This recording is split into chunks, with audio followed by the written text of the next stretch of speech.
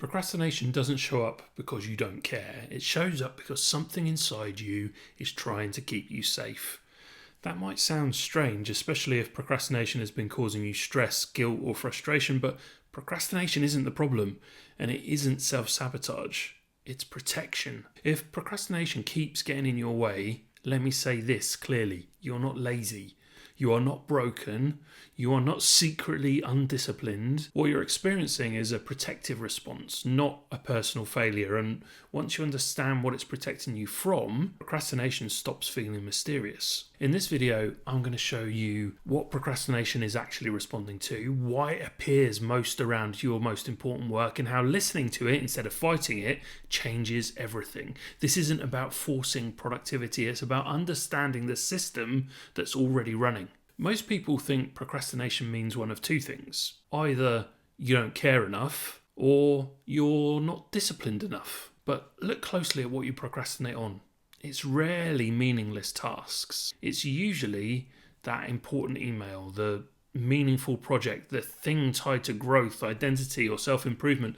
Lazy people don't procrastinate on things they don't care about. They just don't do them. Procrastination shows up when stakes rise. That's the first clue that something protective is happening. When procrastination appears, most advice says, push harder, be more disciplined, hold yourself accountable. But fighting procrastination assumes it's an obstacle. In reality, it's a signal. And when you attack a signal instead of listening to it, the system escalates. More resistance, more avoidance, more guilt. Not because you're failing, but because the message hasn't been heard. At its core, procrastination is your nervous system asking one question: is this safe?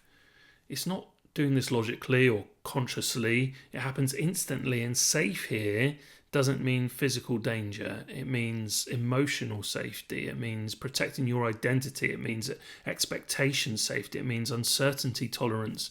When a task threatens any of these, procrastination appears, not to sabotage you, to protect you. Many tasks carry emotional risk. Starting might mean feeling inadequate, facing uncertainty, confronting self-doubt, reopening old failures.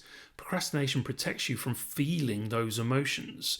Avoidance isn't laziness, it's emotional insulation. Some tasks don't just ask for effort, they ask something about who you are.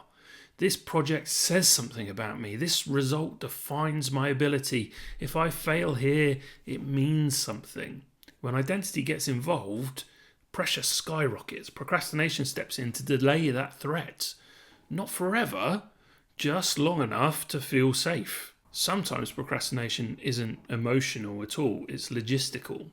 Too many open loops, too many decisions, no clear starting point.